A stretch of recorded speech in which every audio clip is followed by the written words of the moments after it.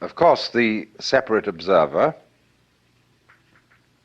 the thinker of the thoughts, is an abstraction which we create out of memory.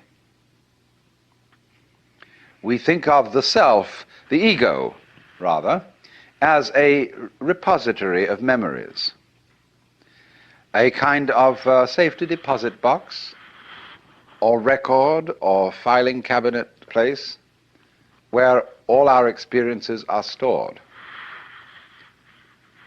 Now, that's not a very good idea. It's more that memory is a dynamic system, not a storage system. It's a repetition of rhythms. And these rhythms are all part and parcel of the ongoing flow of present experience. In other words, first of all, how do you distinguish between something known now and a memory? Actually, you don't know anything at all until you remember it. Because if something happens that is purely instantaneous, if a light flashes, or to be more accurate, if there is a flash lasting only 1/1,000,000th of a second, you probably wouldn't really experience it, because it wouldn't give you enough time to remember it.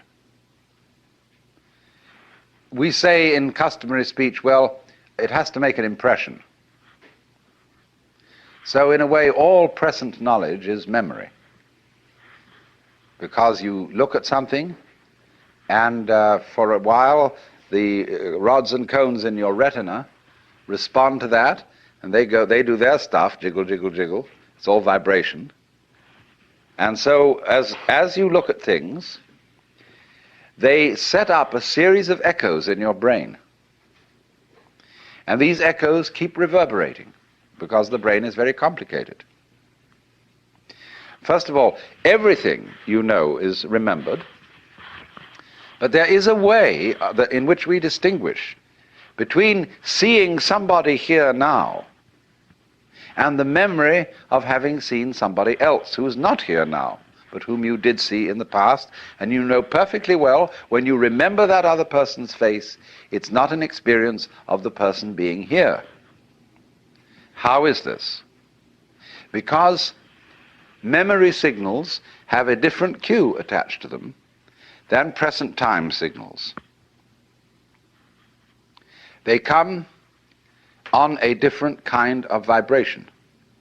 Sometimes, however, the wiring gets mixed up and present experiences come to us with a memory cue attached to them. And then we have what is called a déjà vu experience. We are quite sure we've experienced this thing before. But the problem that we don't see, and don't ordinarily recognize, is that although memory is a series of signals with a special kind of cue attached to them so that we don't confuse them with present experience, they are actually all part of the same thing as present experience. They are all part of this constantly flowing life process, and there is no separate witness standing aside from the process, watching it go by. You're all involved in it. Now, accepting that, you see, going with that, although at first it sounds like the knell of doom, is if you don't clutch it anymore. Splendid. That's why I said that death should be an occasion for a great celebration, that people should say, happy death to you, and always surround death with joyous rites, because this is the opportunity for the greatest of all experiences, when you can finally let go because you know there's nothing else to do. There was a kamikaze pilot who escaped because his plane that he was flying at an American aircraft carrier went wrong, and he landed in the water instead of hitting the plane, so he survived. But he said afterwards that he had the most extraordinary state of exaltation. It wasn't a kind of patriotic ecstasy, but the very thought that in a moment he would cease to exist, that he would just be gone, for some mysterious reason that he couldn't understand, made him feel absolutely like a god. Well then, in Buddhist philosophy, this a sort of annihilation of oneself, this acceptance of change, is the doctrine of the world as the void. This doctrine did not emerge very clearly, very prominently in Buddhism until quite a while after Gautama the Buddha had lived. We begin to find this, though, becoming prominent about the year 100 BC. And by 200 AD, it had reached its peak. And it was developed by the Mahayana Buddhists. And it is the doctrine of a whole class of literature which goes by this complex name, Prajna Paramita. Now, Prajna means wisdom. Paramita, for crossing over, for going beyond. There is a small Prajna Paramita Sutra, a big Prajna Paramita Sutra, and then there's a little short summary of the whole thing called the Hridaya, or Heart Sutra. And that is recited by Buddhists all over Northern Asia, Tibet, China, and Japan.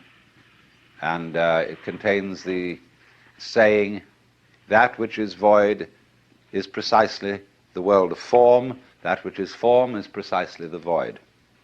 Form is emptiness, emptiness is form, so on. And it elaborates on this theme. It's very short, but it's always chanted at important Buddhist ceremonies.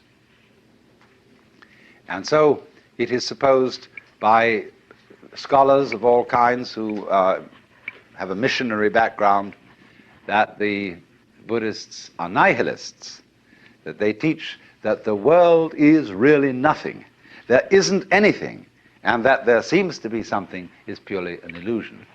But of course this philosophy is much more subtle than that. The main person who was responsible for developing and maturing this philosophy was Nagarjuna.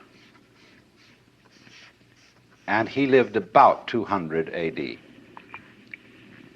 One of the most astonishing minds that the human race has ever produced.